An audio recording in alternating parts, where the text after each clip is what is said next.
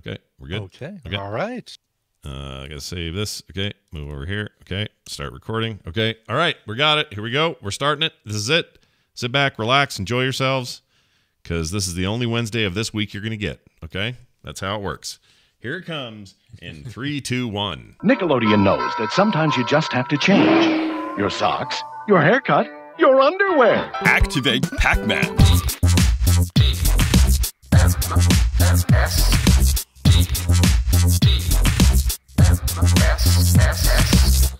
Ladies, we heard you. This is the morning stream.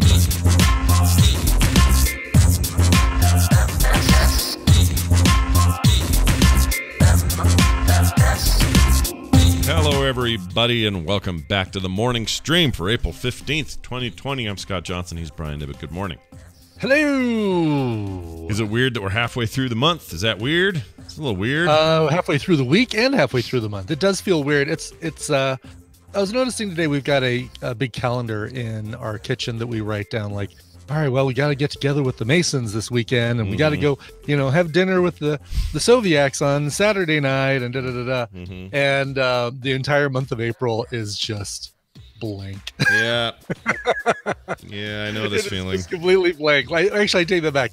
We had a game day planned with the Moors, with Nikki and Clark. Yeah. And nope, not gonna happen. Do it on the internet. Just have a little game day on the internet with them. It's funny you say that. We actually did last night. These are the two that we usually do Puzzle Pint with, right? The monthly puzzle thing. Puzzle Pint put their games online so you could download them and print them, basically PDFs. And so we just did that. We did that over Zoom with them. Nice. Aren't you glad that the Chicago thing happened right before all this went down? Aren't you glad? Yes, I'm so glad. Because then you got to go. Well, it's funny you bring that up because maybe that leads right into this. Because at that Chicago thing, I met Stephanie and Kyle. Yeah. The Nortons. Yeah. From Madison, Wisconsin. Crazy about Spider-Man and all that. Yeah. Yeah, the Spider-Man mermaid creators. Sure.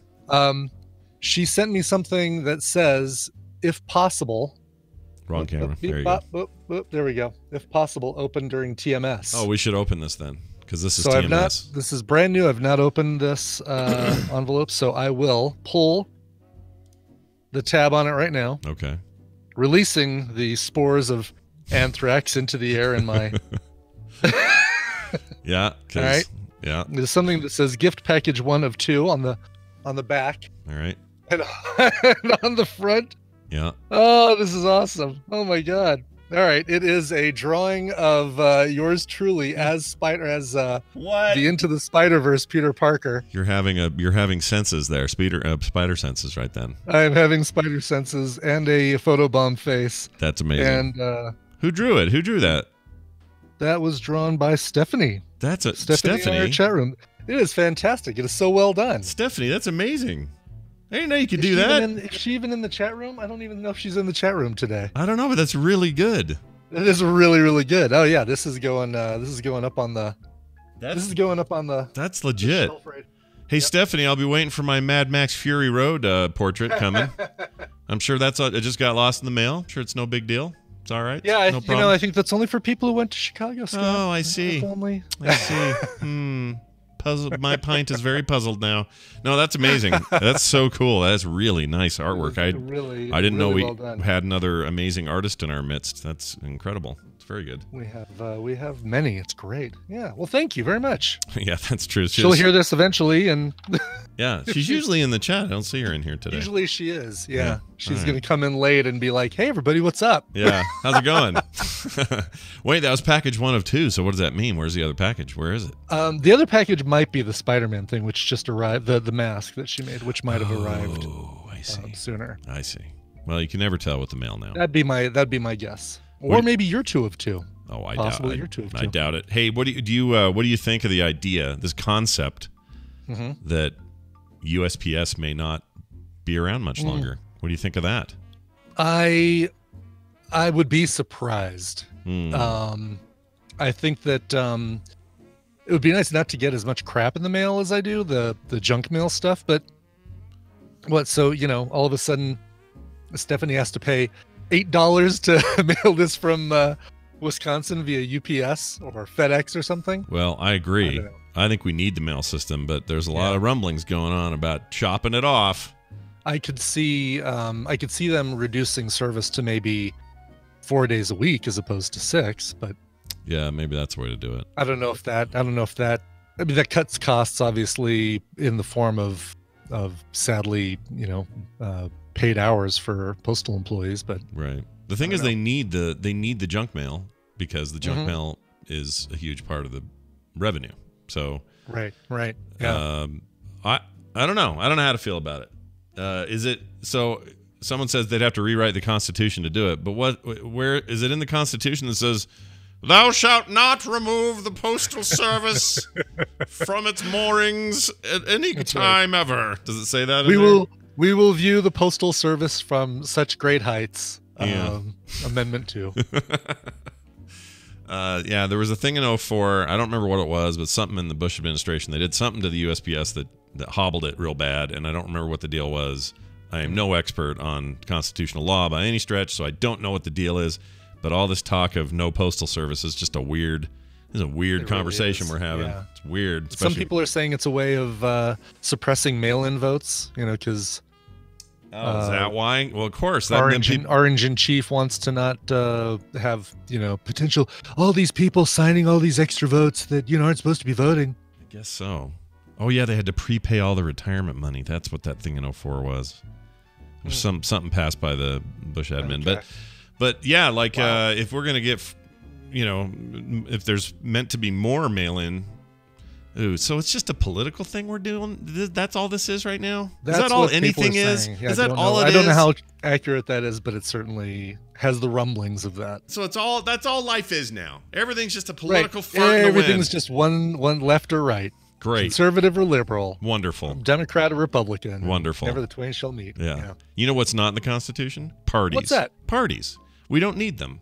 We don't need political parties. It's not in the Constitution. We made it up. We made that shit up.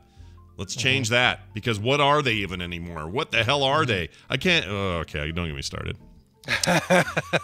Hey, Brian, you like Vegas? Let's talk about something more fun, but like Vegas. Vegas is a great thing to talk about. You love Vegas. Vegas is a thing Brian likes. I like Vegas. Vegas is cool. We all love Vegas. We got a question from Trey Lawrence, which he asked a question which feels like a question almost out of time, because, Trey, I hope you're not planning on going now, but when you do go, he says this: "Hey, Scott, wanted to get yours and maybe Brian's opinion or suggestions." I would put it the other way, mostly Brian's, because he knows all the places.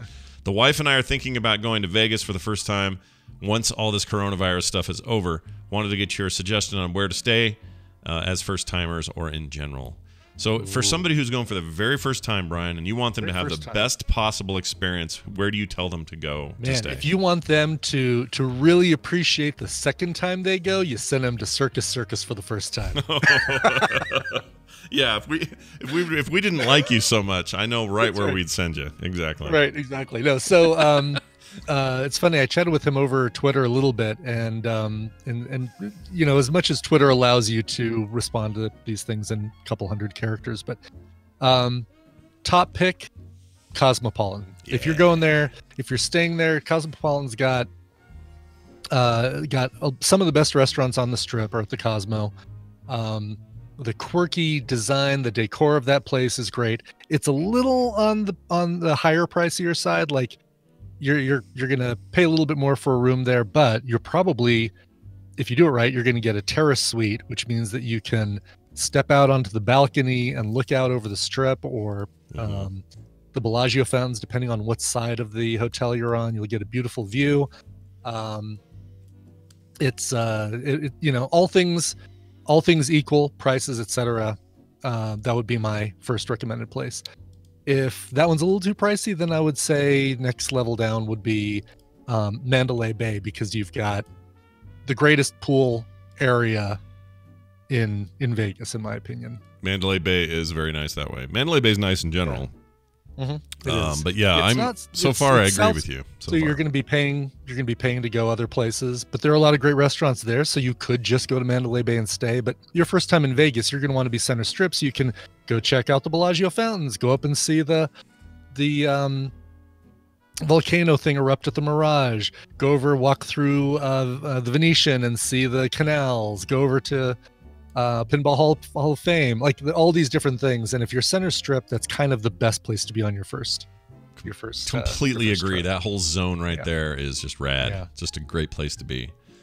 For sure. I don't know why I like it, because it's not that great anymore, and it's sort of dirty now, and it's not that big a deal anymore. But I still really like going to the Luxor. I like hanging out in there.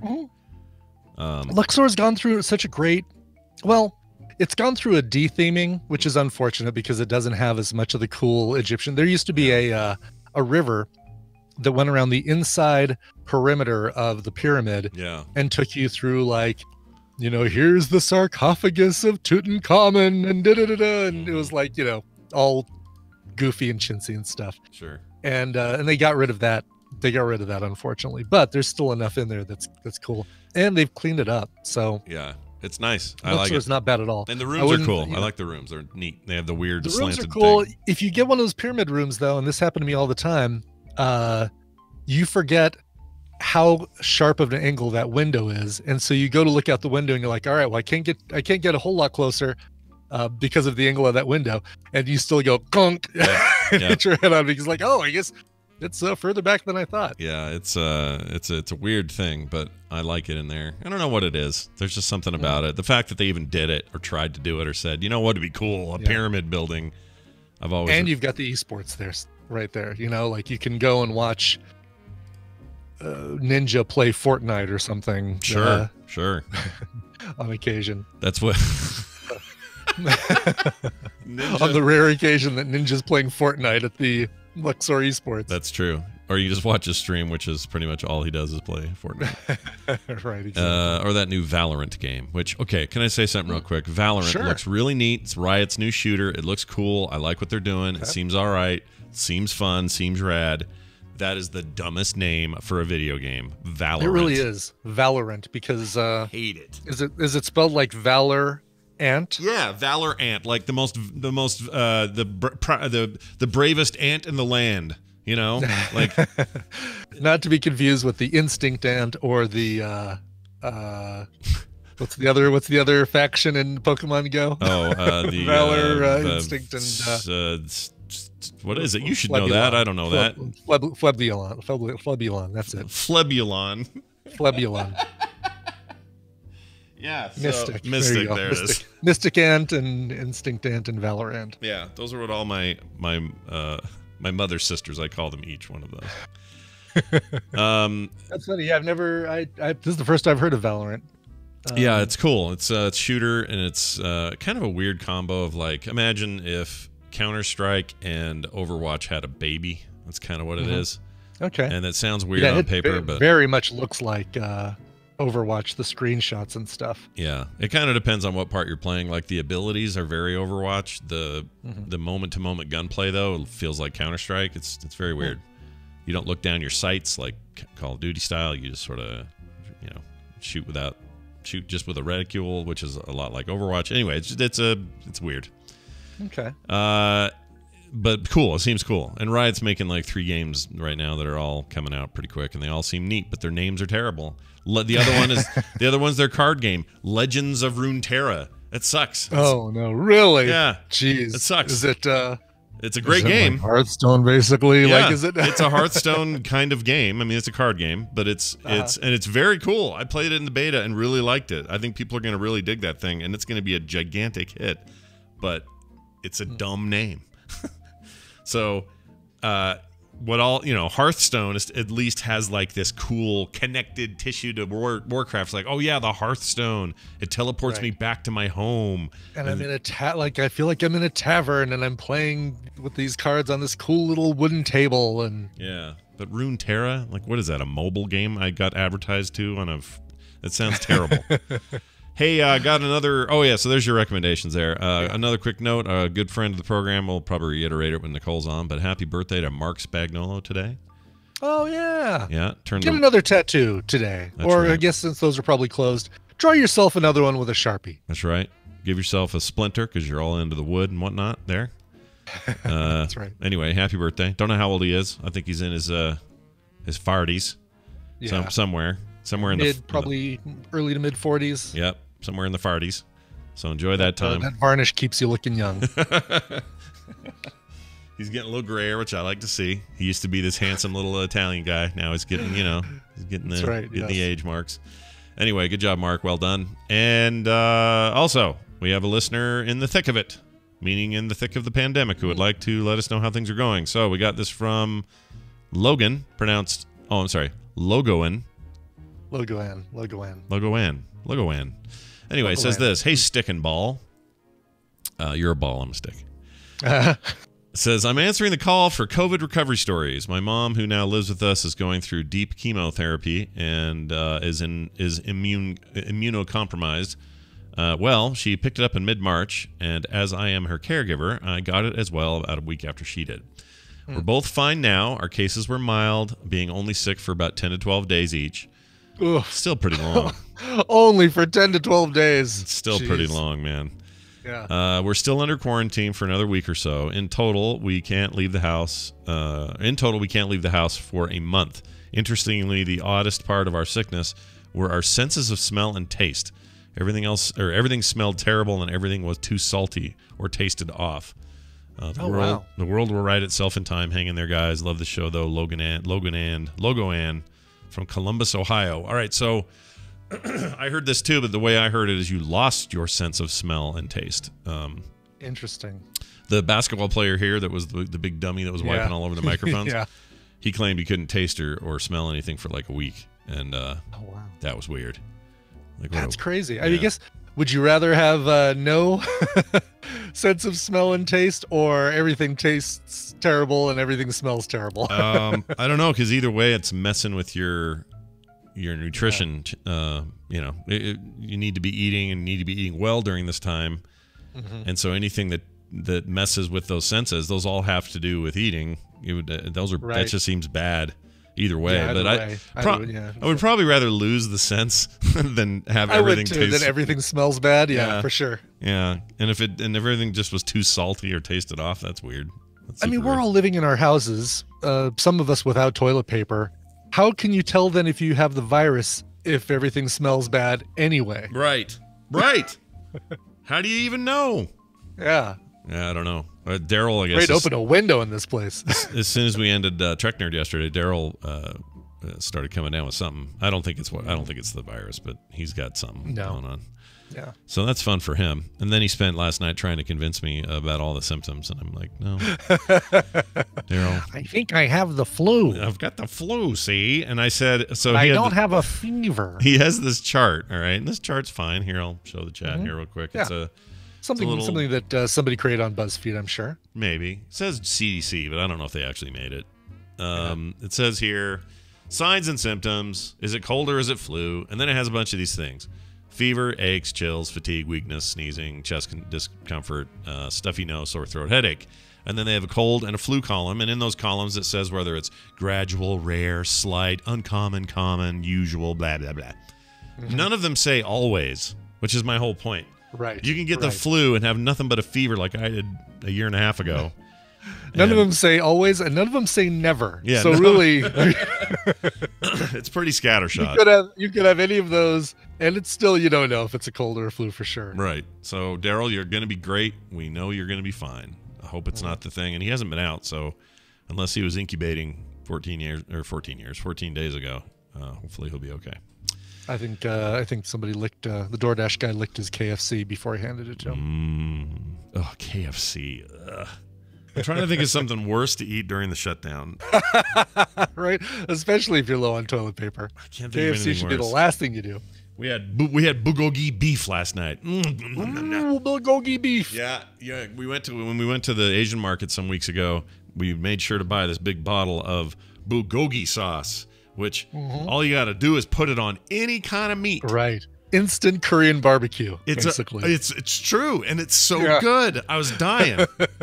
Oh, it was so good. So I'm going to start pouring that on every piece of meat I ever eat again. Every piece of meat I put in my mouth is going to be dipped in that sauce. That's how it's going to be. Nice. That sounds wrong. I shouldn't have said it that way. We actually we did Takeout Tuesday, and we did Panera. Oh, nice. Do you do it on is Tuesday's your day? Is that how you do it? Tuesdays is we do Tuesdays, and then we do a day on the weekend where we get something like a pizza or something delivered. But Takeout Tuesdays, this hashtag Takeout Tuesday, to help keep the restaurants going. Although we really should have done an independent restaurant, probably not Panera, because Panera probably is not in any danger of going away. No, I think they're going to be just fine. Neither of us were like, not really in the mood for fun, not really in the mood for Asian food. Let's go Panera. How about plus add a coupon. How about Southern food? You into that? I like Southern food. Yeah. Good news.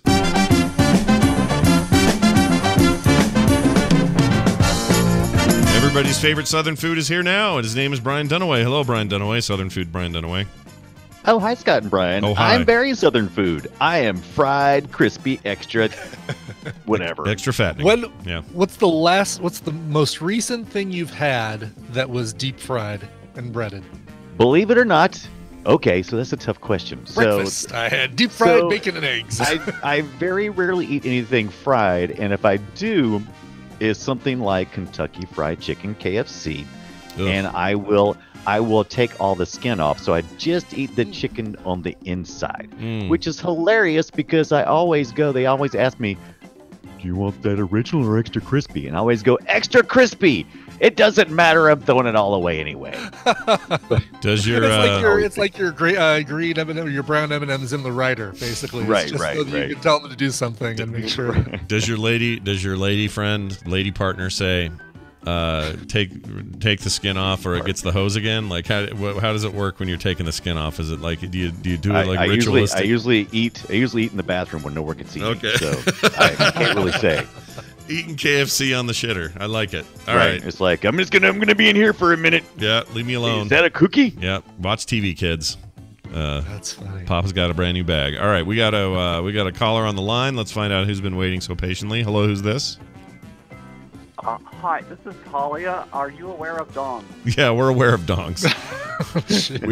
we have had some experience with dongs, and once in a while, sometimes we even How are your toes, Scott? Yeah, my toes are fine. They like to be sucked on. Turns out, suck my toe. Oh my gosh, what have I walked into today? It's an old chat room roulette business we're playing here. Hey, anyway, Talia, it's good to have you here. Talia is going to compete in today's contest, which means, hi, Talia. I guess we're going to compete, but she's going to try to win something, and Brian is going to help her understand what it is and how it works. Brian? That's right, Scott. I'm going to be giving Scott and Brian a topic, and they're going to go back and forth with answers for that topic. If one of them gives a wrong answer, repeated answer, or they take too long to come up with an answer, the win will go to the other player.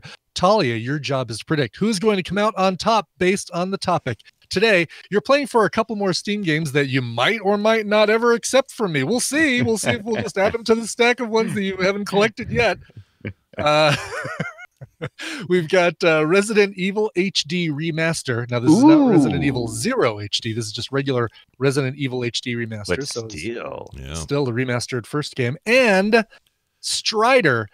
Big thanks to Wesley for Resident Evil and Rydog for Strider. Oh, nice. Yeah, Strider's cool. Actually, all that's cool. Yeah. I would like these games. Cool. They're very Strider's good. the side scroller, right? Like the side scroller platform jumper. Yeah, I believe you're correct. Back in the day, it was an arcade game forever. It was, ago. yeah. And then this is like a brand new version of that. It's like a new take on like the sword swish. You'd see the little swish marks. Yeah, it was a swish. It was a swish. Swish, because he swished the sword.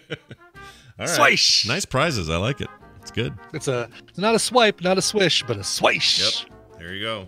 All right. So you guys need a topic, and this one comes to us from Tap Tap Percussion. Chris goes by Riddler in chat.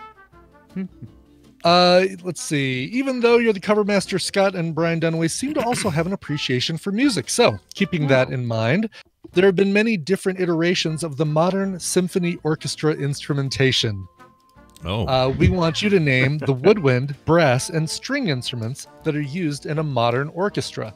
No percussion, because that can change so drastically that there's so much variation. We're not going to worry about percussion. So just know that there are drums. Okay. That's all. All right. So there's drums, right? Drums. There are drums. Well, that question was kind of... A little more clarification. Also leaving off keyboards, as many of these are very esoteric and not known to the general public as well. So woodwind, brass, and strings, the instruments that are part of a modern orchestra. Okay. All right. I kind of like this one. Scott says, okay. Yeah, I'll try. Yeah. Okay. I'll give this a try. Sure. Okay. So Talia, now that you've heard the topic and their relative certainty about their skills, their certain set of skills on this topic, who do you want to go first, and who do you think is going to win? That's a tough one. I don't think anyone's gonna win. So, Who will least lose? I guess is what we're looking for. I'm gonna go. Let's just say Dunaway will win. Yeah. And Johnson starts. All right. Johnson starts. Johnson. Yeah. I love that. I love when people call me Johnson. All right. Okay. Scott, begin. Okay. Let's start with a flute. The flutes, yes. The woodwinds. These players also double and play piccolo and alto flute, but flutes is all we need. Okay. And we are officially off to the races. Weirdo flutes. This is interesting because I had an interesting conversation to me last night with my significant other, which we had talked about, who I was hiding in the toilet eating my KFC. But we was talking about musical instruments and past boyfriends and girlfriends, and I don't know how we got on the subject, but I was like, I always find someone who is able to play certain musical instruments more attractive than other people. Like no offense to anyone who plays the guitar, it's like I'm just not attracted to those people. I don't find that. Oh, I see. That's interesting. Yeah. But I said I did know a girl who played a cello, which is what I'm going to say for my first answer on the modern symphony. Okay. It's a great choice. The cello and they're under the string instruments. Mm-hmm. Very good. Something about a string instrument seemed to like really resonate with me emotionally. Yeah, in movies, the hot love interest of the main character always plays a string instrument if they're in an orchestra. Right? It's sure. Exactly. That's the thing. That is the thing. Yes. Okay. All right. Oh boy. Plus, she can keep her gun in her cello case. Let's say a clarinet. Okay. Clarinet's a thing you could say. Okay, clarinet.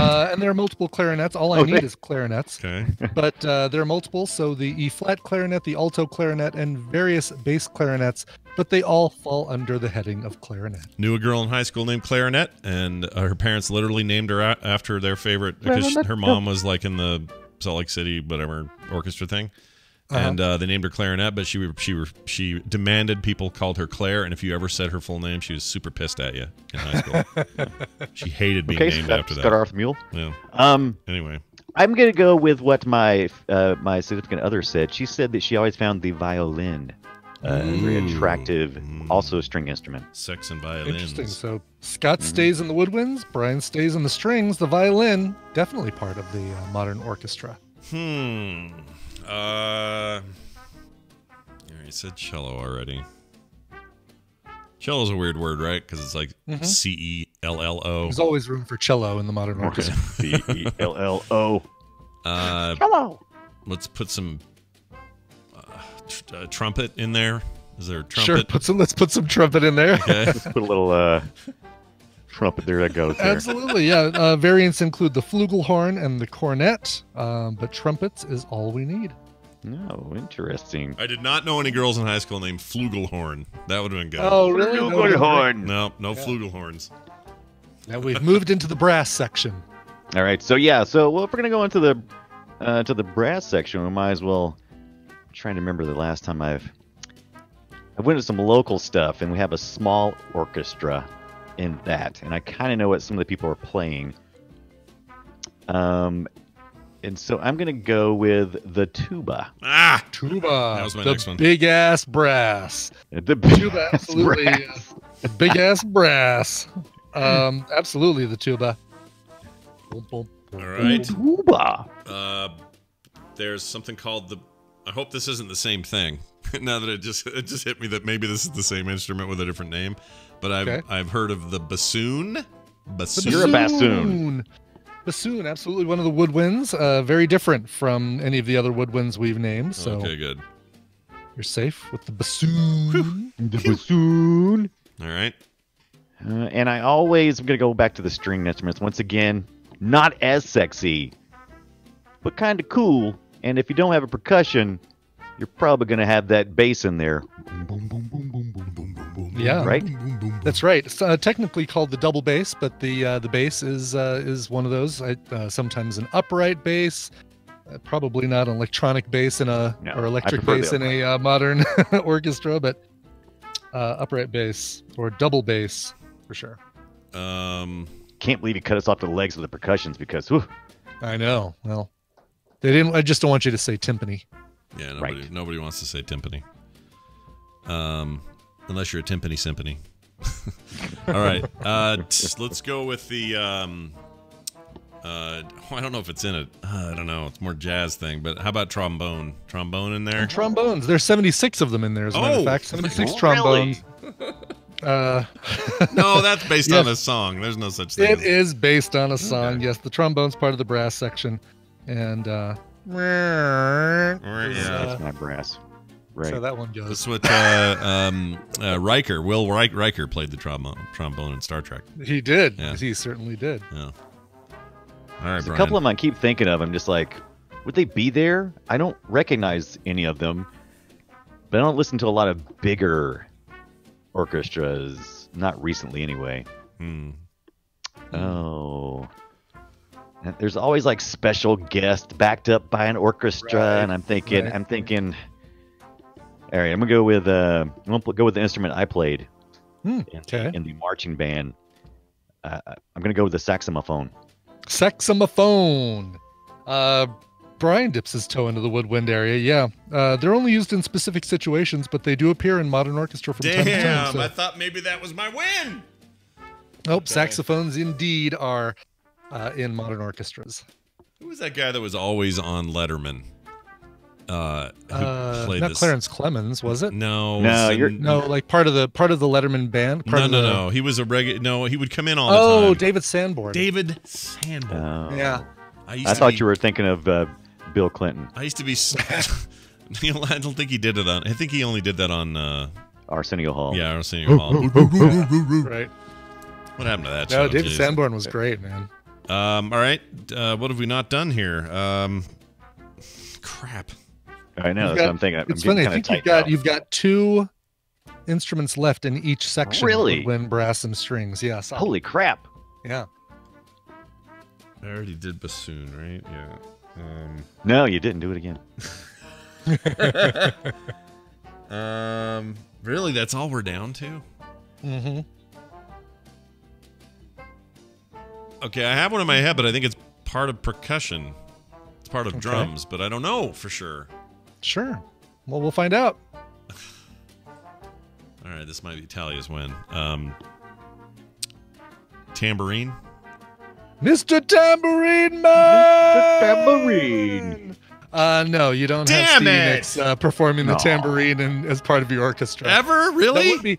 That would be if it were, it'd be part of the percussion, but I don't think I've ever seen a tambourine in an orchestra. Dang I would it. love to see one though. That Oh, can't. Next Tomato says, yes, you do. You do see it? Wow, okay. But How about we how aren't about some? including, we aren't including percussion anyway. What would have been Oh, your that's last? too bad. well, I was gonna hem and haw and say cowbell because I was out of things too. I was- also percussion as Percussion. well. Absolutely, yeah. but So hold on. Someone says tambourine is in there. You do have it. I mean, it is percussion, so it wouldn't have won It's anyway. percussion, But so wouldn't have won it. But you would more like have like Riddler, who actually came up with this quiz, says, yeah, absolutely percussion, and you do see him in some modern orchestras. okay, So. I can see that I just range. can't picture you've got all these people Yeah. dressed in suits, and then you've got yeah, right. Someone whacking their pants with it. Yeah, right.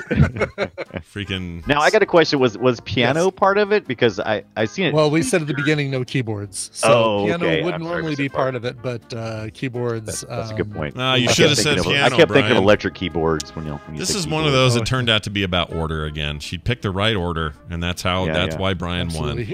Here are the other ones you could have said, by the way: the oboe, the English horn, the French horn, the baritone or euphonium, Yeah. the viola, and the harp. Oh, I should have said viola, like Viola The Davis. Harp. Yeah.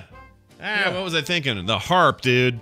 Freaking. Harp's also a sexy string instrument. Is it though? Is it? To me, it is. To you it is. It turns you on.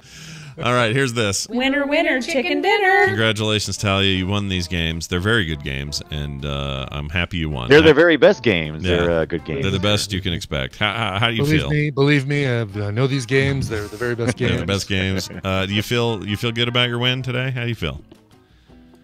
I feel a little good, but I also would argue that a saxophone is not a part of a regular modern orchestra. But Yeah. Oh. Oh. But you won. Don't argue that. Yeah, hey, you won.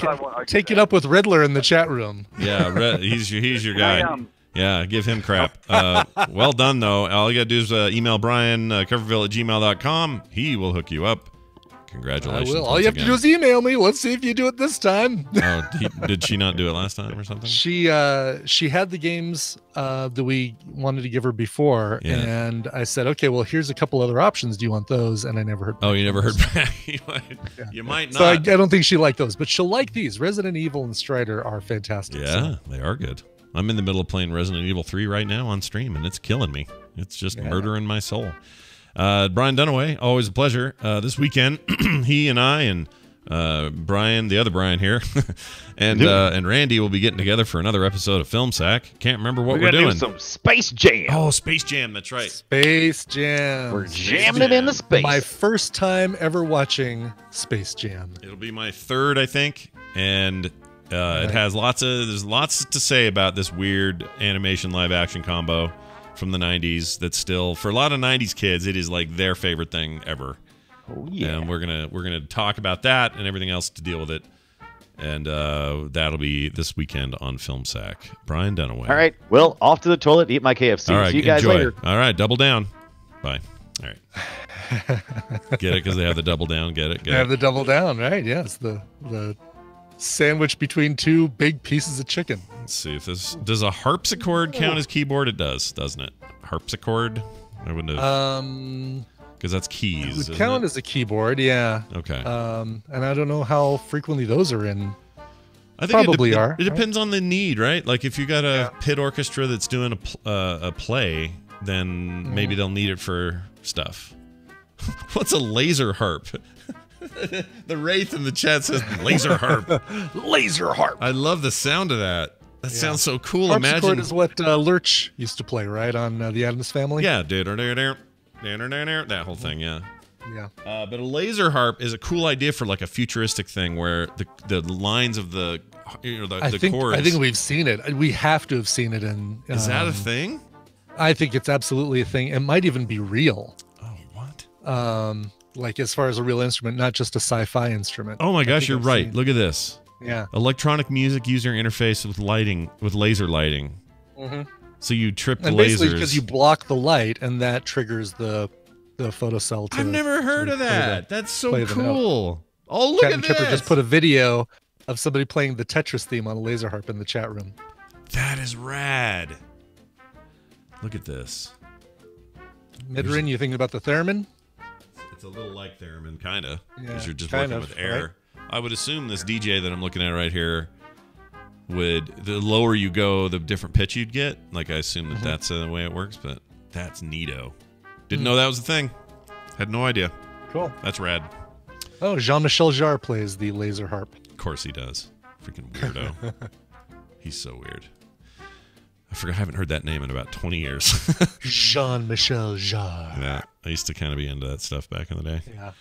All right, we are at what time? Oh, we definitely have time for news. So let's do it. Time for some news. Here comes. Time for the news, brought to you by. Today's episode is sponsored by There Will Be Dungeons Teas from Phoenix Pearl Tea. To celebrate 100 episodes and 2 years of great shows, we're offering 20% off any There Will Be Dungeons teas with the promo code TWBD100. That's TWBD100. Just use that code at checkout. Go to Phoenix Pearl Tea, phoenixpearltea.com/TWBD to check it out. Phoenix. I like it. Phoenix Pearl Tea. That's the one. Hey, we're going to start today's stories with an Indiana man. Brian, what's his power? We haven't done that in a while. Indiana man. Oh, God. What does Boy, he do? Indiana man. Yeah. Able to determine who's a Muncie girl or not. Excelsior. A Muncie girl. She's a Muncie Isn't girl. that where from? Wait, Letterman's from. Yeah, he's from Muncie. Indiana. From Gary. Gary, Indiana. Yeah. Yeah, that's right. And he went to Ball State. Anyway, I don't know why I know that. I used to watch a lot of Letterman. If you couldn't tell. Indiana man waiting for his $1,700 stimulus payment sees millions of dollars in his bank account instead. Okay. Ooh, that sounds all right. Yeah. Do you hear they got delayed? And did you hear why they got delayed? I didn't hear. I thought they were appearing in people's bank accounts this week. Well, they're at least days delayed for a reason that I'm not going to bring up here because someone will email me and say, you're biased, and I don't want to deal with it right now.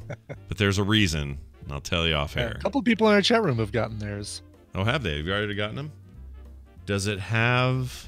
Oh, JC Calhoun says, nope, he's from Indianapolis. Oh, is And he? went to Ball State in Muncie. So Ball State's in Muncie, and he grew up in Indianapolis, not in Gary. Oh, that's what... Yeah, physical checks have been delayed, not transfers. Yeah, I didn't mean transfers because there's a reason that the physical ones, because there's a physical reason. And when you hear why, you're going to be annoyed. Here, I'm just going to tell you in Discord. Yeah, I want to know now. Are you going to tell me in chat? Yeah. Hold on. There. Enjoy that. Oh no way, because of so is that from chicken grease that finger licking chicken grease that's like made the checks unusable? Yeah, that's it. That's it right there. Wow. Yeah. All right. Yeah. It's so obnoxious. All right. Indiana man waiting for his check sees millions instead. First federal stimulus payments are on the way to Americans, and one in Northwest Indiana got quite the shock when he went to his ATM this weekend. That's the ATM. That's automatic teller machine, not ATM machine. Just to clear that up. That's right. Yes, exactly. And Did he put in his PIN number? He didn't use his PIN number. For his ATM machine. Charles Calvin is a volunteer firefighter in New Chicago, Indiana. That's a cool name for a town in Indiana. New Chicago. Mm-hmm. New Chicago. Yeah, I've never heard of that. Because the old Chicago just has pizza. Yeah. Well, and wings. Lasagna pizza is what they do. And 100 different types of beer. Yeah, and the Bears. Let's see. Unbeknownst to him, he received his first payment from the federal government. However, it was not what he was expecting. He went in there, he withdrew $200 out of his account and looked at the available balance in the account. His account had $8.2 million in it. It was supposed to be $1,700. Not believing what he was seeing, he ran his card again and got the same thing. On Monday morning, Calvin called his bank and they said they didn't see the amount in his checking account anymore. However, they did note that his $1,700 stimulus payment was deposited. Now the firefighters left wondering if there's some sort of fluke and if taxpayers are receiving way more than they should. Quote, it kind of sucks, he says. You could go from being a millionaire 1 second back to being broke again. But hey, once you're poor, you don't have anywhere else to go but up. Wow. Hey, poor, you don't have to be poor. Oh, yeah, you're back to being you're poor. back to being poor. You don't have to be poor any. Oh, shit, you're poor again. So, I mean, obviously, law-abiding citizens like us. Oh, I would have called We'd see that, and we'd immediately be like, oh, yeah, sorry, there's a mistake. Yeah, because what else are you going to do? There'd be a moment that we're tempted to say, yeah, could you transfer that really quickly? I'm going to give you another bank account number. I'd like you to transfer that for me. What if you could just take like 10 grand out, knowing that they're going to find their mistake, right? So you just do the 10. Yeah, but they're going to know they're going to find their mistake, and they're not going to say, "Well, it's about 8 million." Yeah. Just pull out 8 million, and we won't worry about the exact number. Because at that point, 10 grand is pennies, man. It's nothing. It's like compared to 8 point whatever million, it's nothing. If they catch their mistake, they will catch the number and pull that, but try to pull that much back out of it. Have you ever had a major bank error in your favor before? I never have. Only in Monopoly. Oh, yeah. And that only gives me, I think, $20. Well, in real life banking, it's always errors to my Yes, of course. It doesn't help me when these errors happen, is what happens. But I would love it. No one ever deposits money in my bank by mistake. Never happens. Yeah. Oh, no. No, that's just life. Social media data is suggesting that COVID-19 isolation is inspiring more nudes. Oh, good. Pictures or it didn't happen. Pictures. I want proof. Literally pictures. That's what they're talking about here. So that's good. That's good for you to know that. Sick dick pics. You had your chance, America. Already weeks into mandatory social distancing via home quarantine with more unscheduled time on your collective hands than ever before. You could have written more poems, painted more masterpieces, or invented apps to save the world. Instead, according to a new study, you've so far managed to increase the use of eggplant and peach emojis while ramping up the proliferation of nude photos across social media. Nice. New data provided via press reports from private social media management firm Khoros, I guess I say it, shows that tech-savvy singles are tweeting the terms nudes and dick pics along with the term coronavirus. Why can't nudes just work for both? Can't you do that? Right? Yeah, I would think exactly. We don't need the other one. It's fine. And coronavirus appears in tweets before the virus was a national crisis. Let's see here. Idols ham. Okay. Along similar, if more artistic lines, use of the peach and eggplant emojis, common symbolic representations of female and male genitalia, respectively. I didn't know the peach was that. I thought it was a butt. I thought a peach was a butt too. Yeah. Yeah. I mean, the eggplant's pretty obvious, but I thought the peach was just a unisex butt. Yeah. And also, I have to agree with the chat room. Wieners are weird. They're gross. Yeah. Oh, yeah. No one asked for those.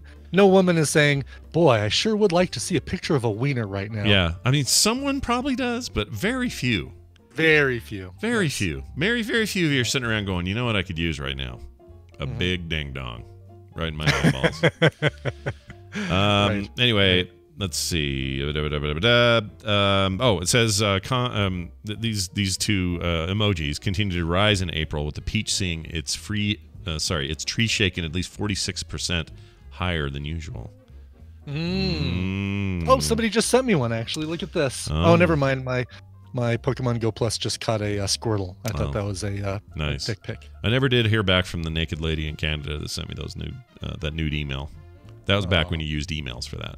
Yes, right. Never heard back. back when we used to send nudes via email. We had to wait till we got to our computers to look at them. I mean, it wasn't that long ago. We couldn't look at them on the phone, on the bus, or on the subway. We had to wait till we got home and opened up our Gmail account. Double-clicked the image. All right. Here's a final story for you. Okay. So, Utah Mother. Utah Connection. Yeah.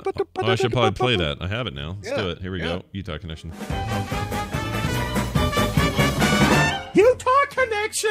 It's kind of a weird one. It's also wiener related. Utah Mother is selling social distancing penis face masks and has raised $56,000 for charity so far. Nice. Anyway, when people tell Utah Mother Mindy Vincent that her face masks have penises on it, she says, let's see. Oh, she says, I kindly let them know that this is how I determine they are too close and to kindly back the F up. That's right. Because the penises are small enough that you can't tell that they're penises unless you're within the 6 foot distance. Yeah, you got to get in there to see the detail and go, oh, wait, those are all wieners on your face. Yeah. I like the fact that they, the photos on KUTV kind of crop it in a way that you really can't tell they're penises. Yeah, I mean, you could say, oh, that might be the end of a dog bone, like a cartoon dog bone, and there's a rocket ship taking off because I see the fire coming out of the back end of it. Channel 2 is trying to keep out of the there. If you click it, you get the big version of it. Yeah, exactly. It's nice how these are, we got full representation of all different kinds and sizes and colors, and a bunch of flowers around them. Yeah, because. Yeah, that's how I associate wieners. There's flowers around. Yeah. Yep. Yeah. Man wieners. That's right. Anyway, she's making a butt ton of money. She's not. The masks themselves are selling for $20. It's all going to charity. I just like your choice of words. I know. They also have designs featuring flying penises, breasts, and vaginas. So that's a penis variant where they're flying. Oh, good. Yeah, look at that. It looks like my old screensaver. Yeah, there it is. Oh yeah, look at that. It's like the third or fourth picture if you click through. Oh yeah, there it is. Oh, it is like it's like the old toaster thing. It's after dark. Yeah. Here, chat, you can briefly look at it. The boobs. There it is. Now the boobs are really, you know, for as much detail and work as she put into the penises, the boobs are pretty disappointing. Pretty disappointing. Yeah. Like, no color, no shading. It's a nice design from a stand. If you pull back, though, I can see the aesthetic. It's meant to be like simple line, you know, fill the page kind of thing. Wow, she did go all out on the vaginas, though. Yeah. Oh yeah, vaginas are all out. I'm not putting that one up. That's one that you could actually have as a tablecloth. Yeah. And 90% of your extended family would not know what those are pictures of. Especially the blue ones. Are those like? Yeah, it's just like a cold vagina. Yeah, or like Avatar vagina or something. Right, exactly. Smurf. Oh, that's what Smurfette. Oh, Smurfette. She doesn't wear pants, so there you have it.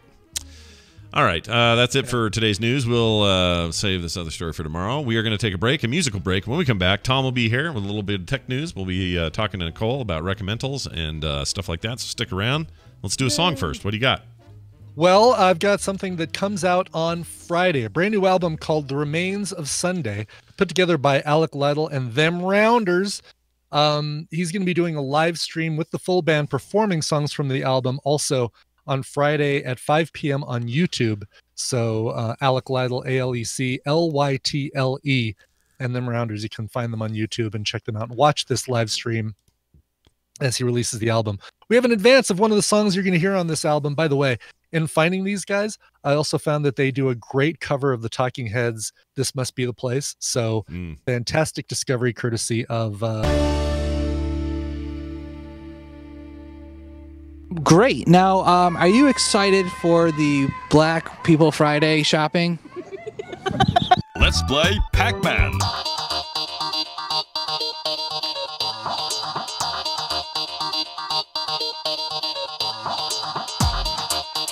This is the morning stream. No touching of butts allowed. No butt touching.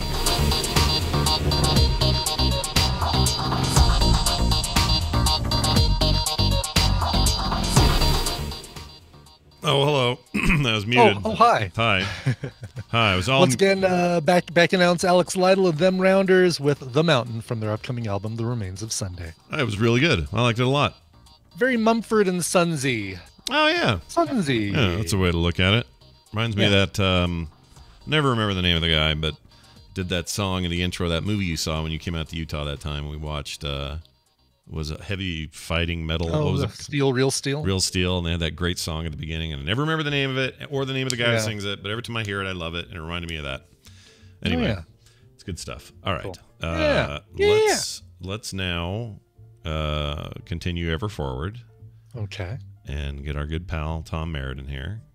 Because going back would mean we'd have to bring Brian Dunaway back. We'd have to ask that orchestra question again. We'd have to talk about nudes and dick pics and all that stuff. I don't want to do any of that. We don't want any of that. No, I don't want any of that in my life. Not from here on forward. That's for sure. Whoops, I called Dunaway again. Hold on. You did call Brian Dunaway back. Yep. I didn't mean to do that. Dang it. All right. Sorry, I think I confused you. I think I actually did it as you were saying it, and I chose his name based on that. All right, let's play a little of this. With the computer, as with any tool, the concept and direction must come from the man. That man with his from the side camera. Yeah, I don't know why suddenly it went side camera. Side camera is Tom Merritt, everybody. Ace Detect is here. He's here. He's in the house, and we're in his house now in a way that we're not usually. Oh, there he is. That's the face we're used to. There we go. Otherwise, we see the stolen Van Gogh painting on the wall. Yeah. Oh, man. Plus, now I have to talk backwards so we can go back in time. It's That's right. Oh, so confusing. Tom heard Shelter in Place, and he ran off to the Louvre and grabbed a painting. Right. I heard it was the Louvre, but okay. That's fine. Yeah, either way. I meant to run to the loo, and I ended up in the Louvre. The Louvre. Hey, you show me where the loo is? It's very good to have you here, of course, as always. I like Wednesdays, partly because you're on them, and you're all on the Wednesdays. It's all about the Wednesdays. Exactly. Yeah, we can pretend it's 2019 today. We've got two phone announcements. Yesterday, OnePlus announced their new OnePlus 8 and OnePlus 8 Pro phones. Very nice phones. very expensive for OnePlus, very cheap for phones of this caliber. 120 hertz display, 1 and 1.7 Sony camera sensor, a really, really nice phone starting at $699 for the OnePlus 8. And why don't they just call it the 9? You make that joke every time. And then they try to satisfy you by coming out with the 8 when you said that about OnePlus 7, and now you're just saying they should just call it the 9. So we got that, and then Apple dropped the iPhone SE today. That is basically the iPhone 8 with better internals. So it's 4.7-inch screen, kind of the same design as the iPhone 8, has Touch ID, which is great if you're wearing cloth covering over your face. But it's inside, it's got the A13 Bionic chip. That's the same one in the iPhone 11, and a 12-megapixel camera lens on the back, which is a nicer camera than you would have had in the iPhone 8. Yeah, that's true. So size-wise, it looks like it's the slimmer, more of the 10R11 size, right? It looks like to me. No, it's the iPhone 8. That's why I kept saying iPhone 8 so many times. So it's the same size as the iPhone 8. So it's literally that size. But same camera and all that stuff too, right? It's different camera. It's a slightly upgraded camera, but the big update is the Bionic chip, the A13 the chip. Okay. I guess it's the angle on this shot, because they have a picture of it and it looks thinner the way they've turned it. It looks like that happens to me too. Yeah. Yeah, go to your other camera shot there, Tom. Yeah, it looked a lot thinner from that. It's a lot thinner from that camera.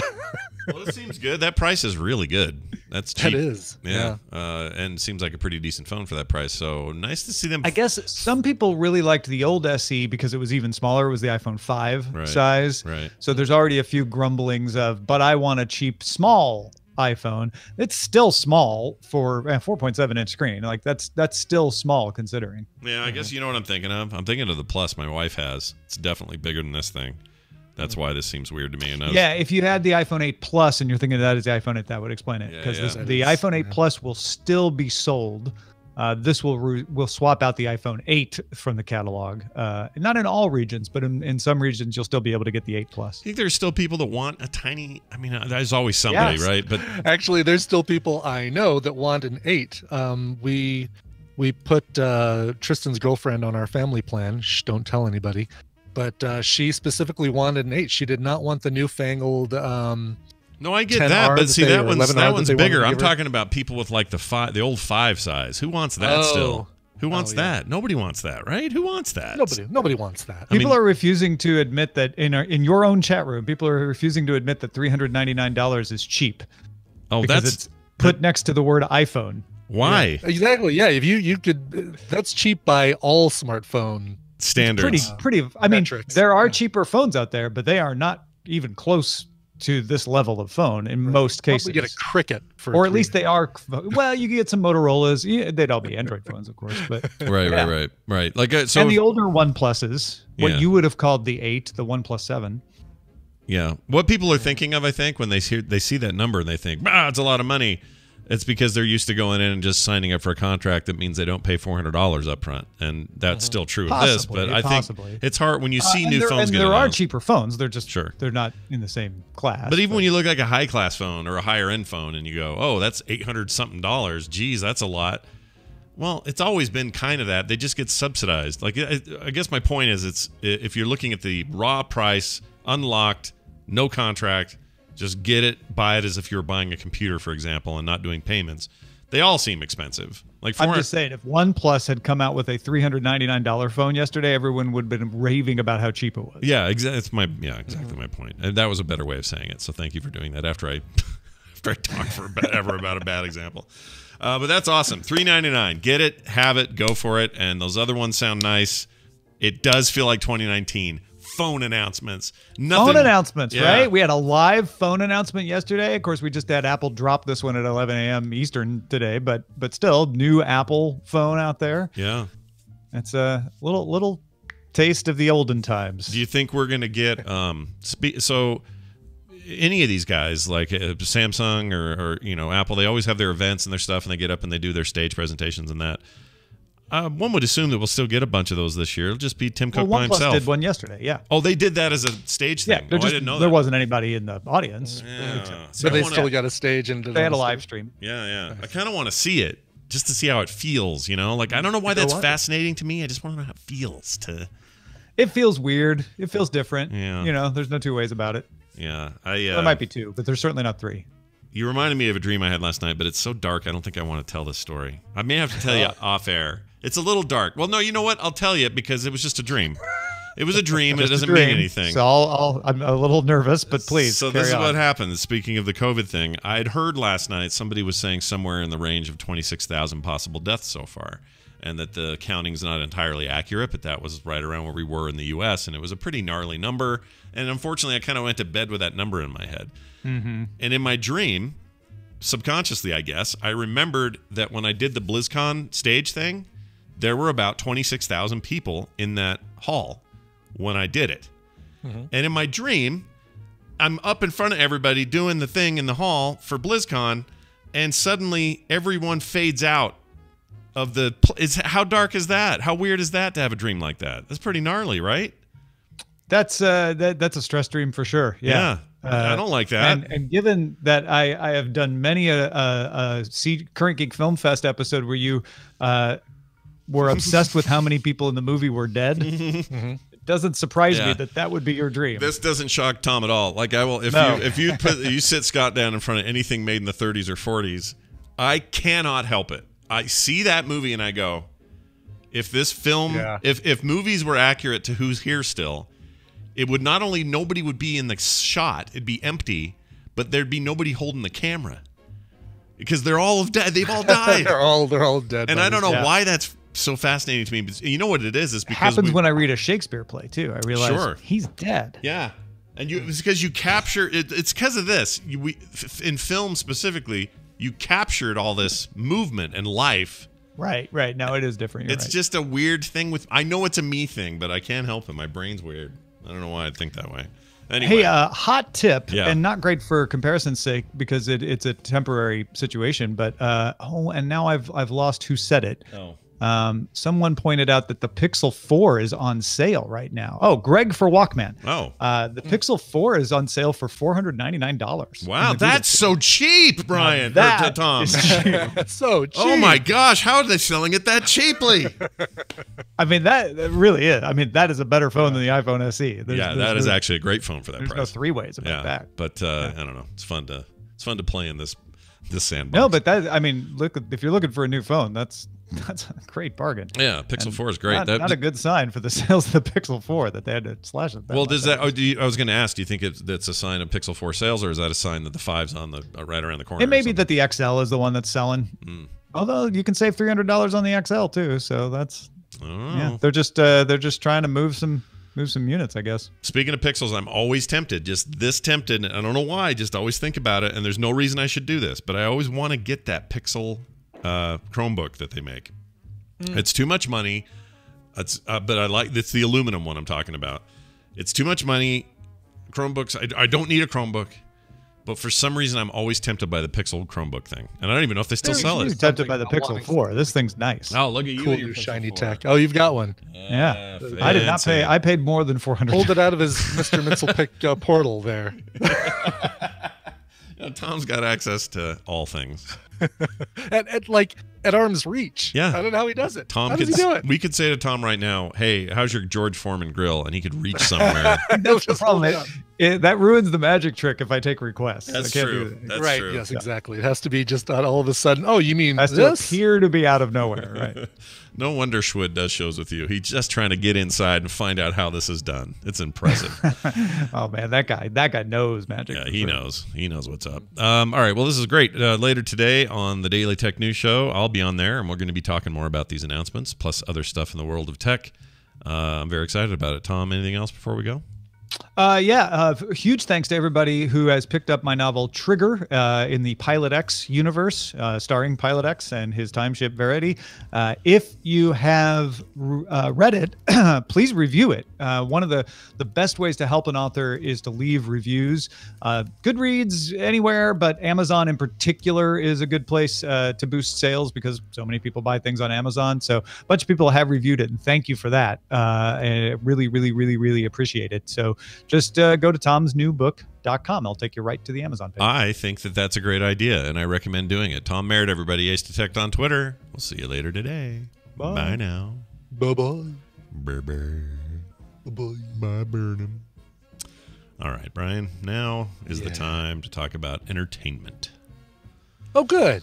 Yep. That's how it's going to go. We go from technology and phones and announcements. And why is that thing so small? And Nicole not entertainment. Yep, and Nicole not being online. So let's see if we Right, okay. we may not get her. Somewhere in Littleton, I just heard crap. Oh, I didn't know they were in Littleton. I always liked the name of that town, Littleton. Mm-hmm. Littleton. It's French for little town. Let's see. Not French. I shall text her real quick just to see what's up. The mayhem going on in the Spagnolo house right now, I'm sure. Mark's birthday. Mom! The dog shit on the thing. Okay, we're waiting. We're holding. We're doing it. I'm going to pause the show here. Here we go. Whoops. Okay. Oh, she's typing. We'll see what that means. Okay, so Brian, today. Whoops. I didn't start it yet. There it is. Today, it's you and I. It's me and you. Just you and I. Just you and I. It's hard to sing that over the Hollywood music. Over the right, it's loud Hollywood music. Dang. Got you right in your heart. Good thing I have a couple recommendals today. Oh, very nice. I'm happy to hear that. Okay, so let's do. Yeah, you know what? That's perfect. You did do 2 today. This is great. I did do 2 today. So there you go. This is great. Okay, well now I feel better about everything. Brian, let's start with you. We talk about stuff that streams that we like, that we recommend, and Brian has seen plenty, man. So tell us about your first one. Seen it all. So this first one is a series, 1 season, and it's kind of the comedy that we all need right now, and especially for those who enjoyed something that also came out a couple years ago that we wish there was more of, but there's only 2 seasons of that. All right. So, I like this. This is intriguing. Here we go. Look, she has found love with Brian. I cannot begrudge her that. Your pain is so beautiful. Thank you. Have you been in touch with Cara? Yes. She sent me a photo of her garden. Her front garden? No, although she does have a lovely little front garden. But I only paid attention to the back garden. More space for aggressive seeding and such. It was rather a weekend passion of mine. Can we see a picture of her back garden? Of course, if you like that sort of thing. Here are the lovely camellias. Oh, that is gorgeous. You can just make out that climbing rose blossoming through the sweet peas. What's that? That's Brian, jumping through the sprinkler in front of the chrysanthemums. He is very... Hairy, yes. I haven't that gift, I'm afraid.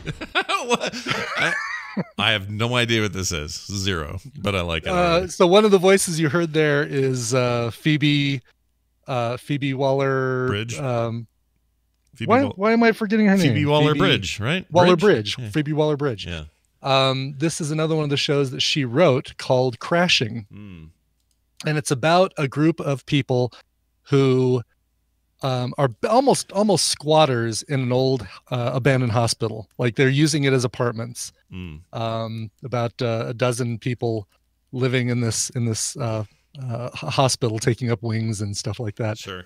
And she plays a friend, and a long forgotten friend of one of the characters who decides to move in to the hospital, much to the chagrin of the guy's new girlfriend, because he kind of has a little bit of a thing for her, and she has a little bit of a thing for him. Sure. It is hilarious. It's 1 season, and I think it's like 8 episodes. This is something you can watch. You can binge watch the entirety of in about 4 hours. It's on Netflix. It's called Crashing. And if you like Fleabag, you'll love this. This is Fleabag. that same kind of humor as Fleabag. Nice. I didn't know she wrote it as well. I'd heard about her being in it. I thought it was just another project because she's an actress in lots of stuff. She is. That she doesn't necessarily write, but I didn't know that. I think she's hilarious. So I'm all in. There was a Fleabag live performance that you could stream on Amazon last week. Tina and I haven't watched it yet, but we're going to rent it as soon as we get a chance. And it's basically her one-woman production of Fleabag, which is what spawned the TV show.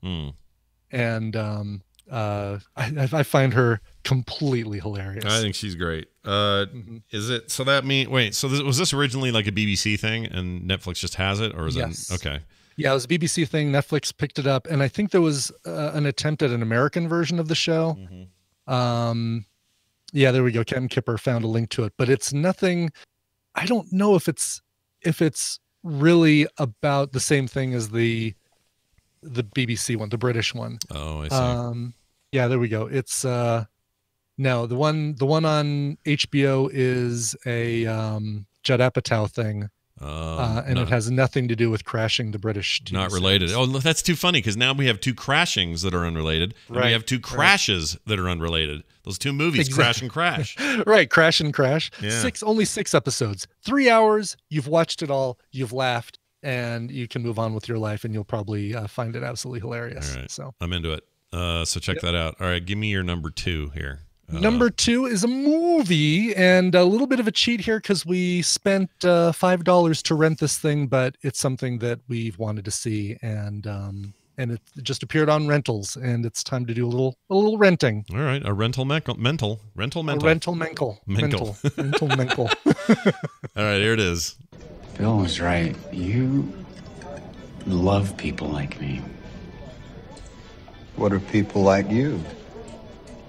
I've never met anyone like you in my entire life.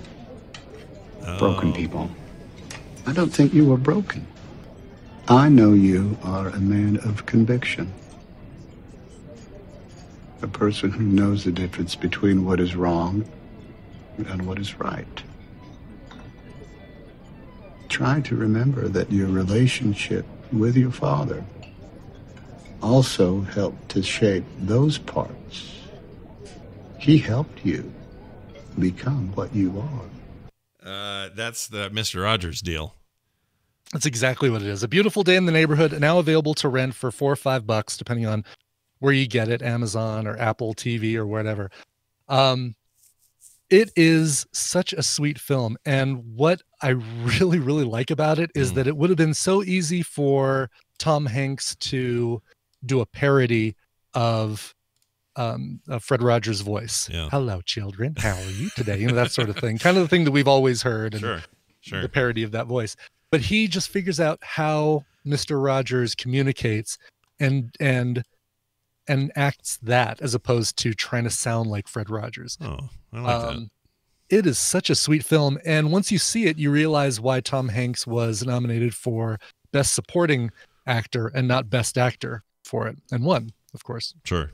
And he's not the main. He's not the main. Yeah. It even though it's about a reporter who goes to interview Mr. Rogers, like 70% of the film is more about this reporter than it is about Mr. Rogers. Mr. Rogers is the focus point, kind of the thing that connects everything. But sure, it is really, really good and definitely worth your $5 rental. Where'd you rent it? We rented it from Apple TV and watched it there. Just the iTunes. Rainbow Bright in the chat room, by the way, says finally watched Parasite. It was a very good movie, also funnier than I thought it would be.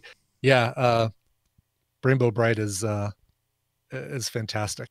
Yeah, I'm sorry, Rainbow Bright is fantastic, Yes. but Parasite is what I meant to say is fantastic. Everybody go also. home and watch Rainbow Bright tonight. It's Go watch available on Rainbow Hulu. Bright, and you can rent her for free. Yeah, she's available for a very small fee. Don't worry about it. All right. Here's my clip. Let's see if you can figure it out. Okay. It's probably going to be easy. I also think we've already recommended this, but I don't care. We're doing reruns in our house. So here it is. I need that bed. Why? Because I need it. Why? Because if someone were to break in here in the middle of the night wanting to murder us, they would attack this bed first. So I need this bed. So you're saying that you want me to get murdered first? In front of you? And then what would you do? Would you just run away and leave me to bleed out on the floor? Sort of. That was the plan. Yeah. Okay. Is that it? Yeah, that's the clip. That's the whole Schitt's Creek, man. I love the interplay between David and what is his sister's name? Oh, geez, name made me forget it. Hold on, Alexis. Yeah, Alexis. his sister. Alexis, right? Yeah. Oops, and there's. I know my thing went off. Cancel. Yeah. I hate that about that show. That's the only problem with that is show. The last season available on Netflix now? No, I think it's next week. Is it? Okay, cool. I think next week it lands sometime soon. But they have aired their finale up in Canada, and now we're just waiting for it here. Kim and I cannot wait for it because I think that show is a gift, and this is like our fourth watch through. We just love it. It never gets old. It's just always good. I love it. I love it. I love it. So I know we recommended it before, but Schitt's Creek available in full until this final season, I guess, or minus that over on Netflix. Had a really great run. It's the perfect length, I think. That's just enough seasons. Always funny. A weird sweetness about it. You get to see these comedians that we followed our whole lives. Freaking Eugene Levy and Catherine O'Hara are just still on top of their game in their freaking 70s, totally, and they're so good, and they're so funny, and there's so much awkward humor in it that it's sometimes a little stressful, but not in a way. It's an endearing kind of stress. And I love Chris Elliott in this, who's also, I know usually, and he can be hit or miss. Like sometimes a little bit of Chris Elliott goes a long way. Yeah. They use the perfect amount of Chris Elliott. They do. And the lady that plays Jocelyn, his wife, is so freaking good. She is really good. Everybody's great. And the fact that these are, two of the actors in this movie are Eugene Levy's kids, specifically Daniel Levy who plays David, is like the showrunner and writer of this thing. Like he's like the main push behind it. And watching them work together is so much fun. His daughter that works at the restaurant is great. She is great. Yeah. And once you finally discover that she's also a Levy, it's like, oh my God, she's so dang funny. She's really funny. And they just all jive together. And I love this idea. Speaking of, I think of time in weird ways. We were talking about like black and white movies, now everyone's dead or whatever. But it's also, I get this vibe when I see like Catherine O'Hara acting with David in a funny scene where she's his mom and he's his son. And all I can think of is there was a time in the 80s when Catherine O'Hara and Eugene Levy were working together at SCTV or doing something else. And she would come to the house and hang out with little tiny Daniel, who's just a little baby then running around, a little 2-year-old. Like that kind of juxtaposition to me is really weird and funny. And I love it. It's just a wonderful time. And probably bring him to cast parties and meet John Candy and Martin Short and all the other SCTV. Yeah. It's just a wonderful thing. I don't know what it is about Canadian television, but everything Canada makes me feel good. I get that vibe from this. I get it from Kim's Convenience. I even get it from Trailer Park Boys. And you're going to say, what? Are you kidding? That's like crude and rude and loud and sweary and all that. There's a weird heart in it. There's like heart in the things they make that you don't get in other places. And I can't explain it, but it's just something about you Canadians and your freaking television that just gets me every time. Letterkenny, same thing. Letterkenny is like raw and ridiculous, but has just a little bit of heart in it. It's just crazy. Beachcombers, is that a good one? I haven't heard of that. What's Beachcombers? I haven't heard of that. I'd check that out. Beachcombers. Yeah. Checking to see I wonder if SCTV is streaming anywhere. Oh, I don't know. There's a talk of where did I read this rumor? Like talk of a reunion, like where they would all just kind of get together and wrap around maybe this was before COVID-19. Oh my gosh, I was so irritated this morning. I saw a little bit of news this morning. I won't say who it was because I don't want to get in trouble, but I heard somebody wants to is defunding the World Health Organization. No, it wasn't that person, but let's say it's somebody related to them or works with them who said they're mad at the World Health Organization because, basically they said, look, we're at COVID-19. Where were they for 1 through 18? It doesn't work that way.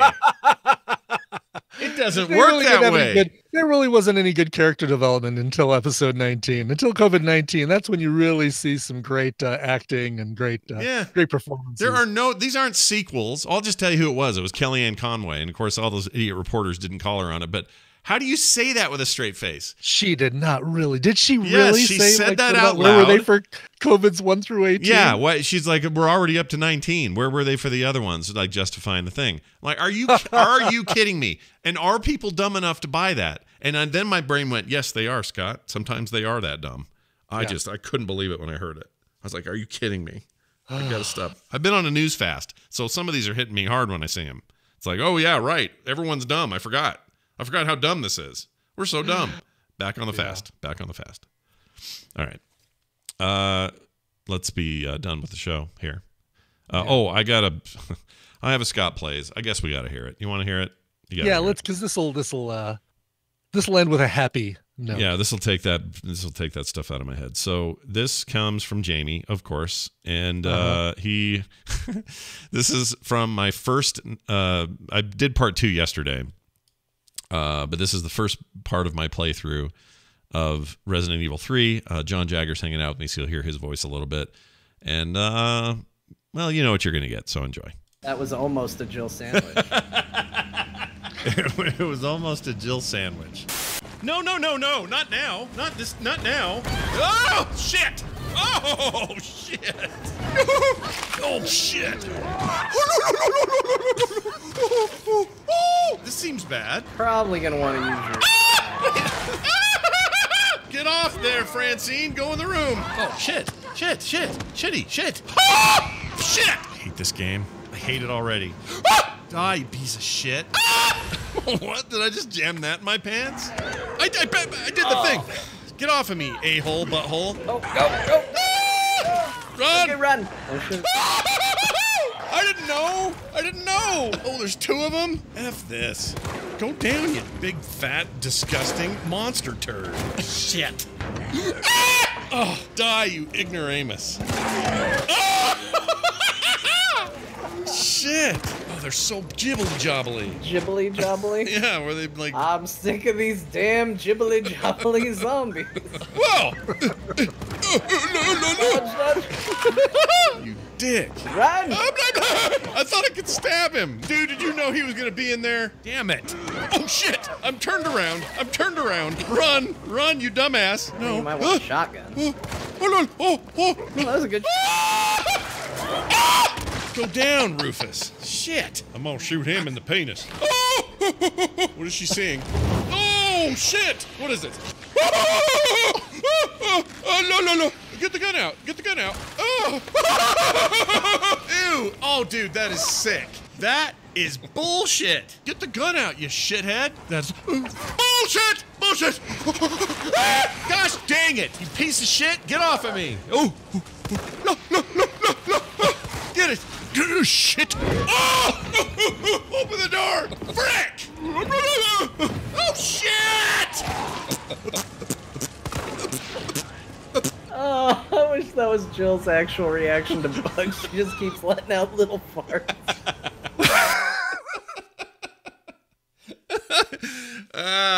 My gosh.